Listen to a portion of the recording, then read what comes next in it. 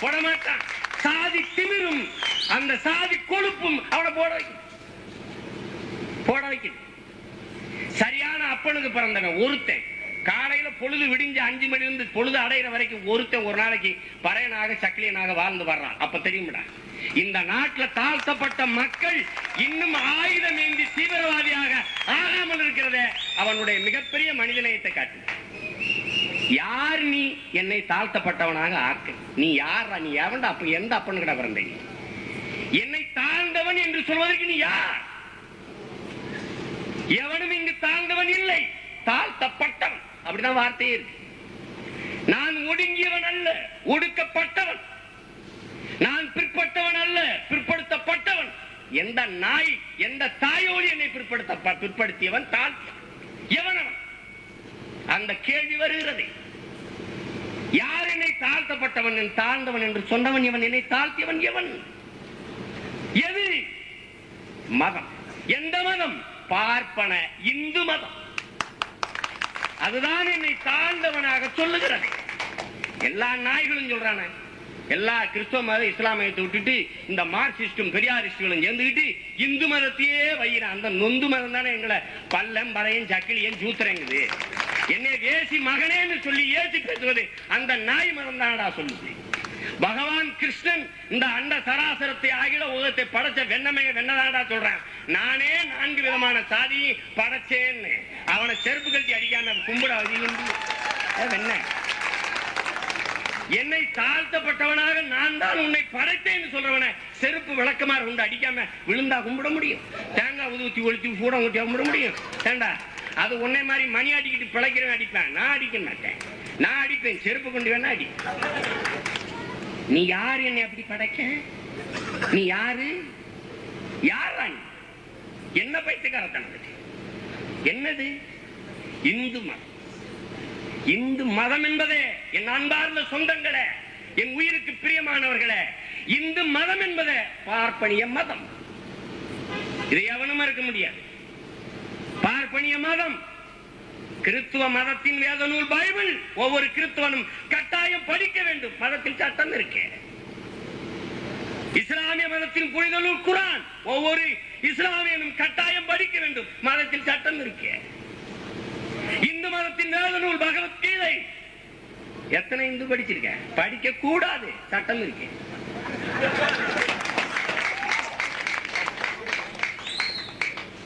இந்து மதத்தின் மடாதிபதி இந்து மதத்தின் தலைமை பீடம் எங்க இருக்கிறது? திருட்டு பையன் முள்ள மாதிரி போயிருக்கிற காஞ்சி மடத்து சங்கர மடத்தில்.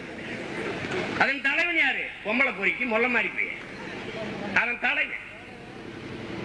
ஏண்டா நீனும் இந்து நானும் இந்து, பின்னடா வெண்ண நீ ஐயன் நான் பறையன் சொல்றா. உனக்கு கூட நீ வெறும் ஐயன், எனக்கு தான் அடைமொழியோட இருக்கு பறையன். ஒண்ணு நான் தான் சக்தி. வா வா வாடா. செய்யும் தொழிலே தெய்வம்ங்கிற வா. கொஞ்ச நாள் நீ பீ நான் கொஞ்ச நாள் மணி அடிக்கிறேன். என்னடா கட்டு போச்சு? கொஞ்ச நாள் நீ பொண ஏறி, கொஞ்ச நாள் நீ செருப்பு தையி. செய்யும் தொழிலே தெய்வம். வாடா. நரேந்திர மோடி சொல்றான்ல, மலை மல்வது நேரம் சொர்க்கத்துக்கு போலாம். நீங்க என்ன மயத்துக்கடா யாகம் வளர்க்குறீங்க? வாங்கடா இங்க வந்து பீ எழுங்கடா, கக்குசை காட்டி விடுறோம், அள்ளிக்கிட்டு இருங்க. நாங்க போய் கொஞ்ச நாள் மணி அடிக்கிறோம். என்ன கட்டு போயிருச்சு? என்ன கட்டு போயிருச்சு? சாதி திமிரில் பேசுகிற, கொழுப்படுத்த திமிரில் பேசுகிற என் அன்பார்ந்த மக்களே, மதம் குடிதா சாதி குடிதா? சாதி குடிது. தந்தை பெரியார் அவர்கள் சொல்லுகிறார்கள், சாதி குடிதா மதம் குடிதா? சாதிதான் மிக மிக கொடிது. பெருமக்களே, ஒரு பறையன், தாழ்த்தப்பட்ட பறையன் கிறிஸ்தவனாக ஆயிர முடியும். ஒரு தாழ்த்தப்பட்ட பறையன் இஸ்லாமிய மதத்தை தழுவிட முடியும். ஒரு பள்ளன் இஸ்லாமியனாக ஆயிர முடியும், கிறிஸ்தவனாக ஆயிர முடியும். ஆனால் ஒருபோதும் இந்த நாட்டில் சனாதன தர்மப்படி, அரசியலமைப்பு சட்டப்படி ஒரு பறையன் ஐயனாகவோ ஒரு பள்ளன் கள்ளனாகவோ ஆகவே முடியாது. அப்ப எது கொடி? எது மிக கேவலமானது? சாதி. ஒரு மனிதன் சக மனிதனை அடிமைப்படுத்தி தாழ்வுபடுத்தி பார்ப்பதில் ஒரு ஆனந்தம். ஆனால் இவனும் அணுவினமும் ஆண்டவனை வேண்டிக்கிறேன், இவனும் கும்பிட்டுக்கிறேன்.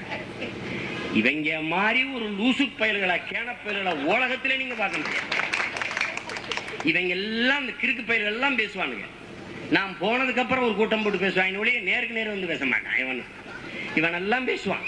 கடவுளை வயிறாக, ராமர வயிறாக, கிருஷ்ணர வயிறாக. டேய், சரியான அப்பனுக்கு பிறந்த வெண்ண ராம என்கிட்ட வரட்டுமாடா. நீ ஏண்டா ராமகோபாலா வர்ற? நான் ஒன்னும் பேசலையே. ஐயா ராமகோபாலன் அவர்களை, வீர துறவி அவர்களை, செத்து தவக்கலை மாதிரி வீங்கி நிக்கிறவன வருது வீர துறவிங்கிறாங்க. இவர் மயிலாப்பூர்ல ஒரு கோயில்ல, கபாலீஸ்வரர் கோயில உண்டில் தூக்கிட்டேன். தோல் மேல உண்டியல தூக்கிட்டு காவல்துறையை நடவடிக்கை எடுக்கும். ஏண்டா கடவுள் உண்டியல தூக்கிட்டு போயிட்டான்னு காவல்துறை நடவடிக்கை எடுத்தா கடவுளை விட காவல்துறைக்கு சக்தி அதிகம் தானே. விழுந்து அவனை கும்பிட்டு போகணும் தானே, அவனை கும்பிட்டு போக வேண்டியதானே. என்னமோ நாங்க மட்டும்தான் சாமி இல்லைன்றோம், பூதம் இல்லைன்றோம் இவங்களா பேசிக்கிட்டு இருக்கு. நாத்திக நாங்கள் மட்டுமா பேசுறோம்? நாங்க மட்டுமா கடவுள் இல்லைன்னு சொல்றோம்? என் அன்பார்ந்த பெருமக்களை, வீட்டு கதவை சாத்தி பூட்டு போடும் போது ஒரு மனுஷனுக்கு இன்னொரு மனுஷன் மேல நம்பிக்கை இல்லைன்னு ஆயிருது. கோயில் கதவை பூட்டி பூட்டு போட்டு தொங்கி ஒரு தடவை ஆட்டி பார்க்கும் போது கடவுள் நம்பிக்கை உங்களுக்கு இல்லைன்னு ஆயிருது. சரியான கடவுள் பத்தி இருக்கிறவன், உண்மையிலேயே ஆண்டவன் மேல நம்பிக்கை இருக்கிறவன் ஒரு நாள் முழுக்க வேண்டியதில்லை, ஒரு அரை நாள் 5 மணி நேரம் கதை திறந்து விடு பார்ப்போம். உண்மையிலேயே இறை நம்பிக்கை இருக்கிற ஒரு நல்ல ஒரு பக்தன் கோயில் கதவை திறந்து விடாதா? உனக்கு இல்ல, திறந்து வச்சுன்னா காலையில கடவுளா பேசு. எங்க இருப்பாருன்னு தெரியாது. எங்கேயோ ஒரு கோணி சாக்கல தூக்கி குப்பமேட்டை போட்டிருப்பேன். போலீஸ் மோப்பனாய வச்சு நக்கி கண்டுபிடிக்கும், இந்த அருக்கு உங்க கடவுள். இந்த நிலையில இருக்குடா உங்க கடவுள் நிலைமை. அதனால உனக்கு என்னைய விட உனக்கு தான் நல்லா நான் சுத்தமா நம்பிக்கை இல்லை. பெரிய பூட்டா போட்டு ஒரு தடவை பூட்டிருக்கான்னு 2 ஆட்டு வேற ஆட்டி பார்த்து வர்றேன். சரி, இவ்வளவுதான் பூட்டை போட்டில, உள்ள கடவுள் காலடியில் ஒரு உண்டியல் இருக்குல்லடா, அதுக்கு எதுக்குடா பூட்டு? வெளியில பூட்டியாச்சுல்ல, உள்ள இருக்கிற பூட்டு எதுக்கு? கடவுள் காலடியில் இருக்கிற உண்டியலுக்கு எதுக்கு பூட்டு? ஏன் திருடிட்டு போயிருக்கேன்.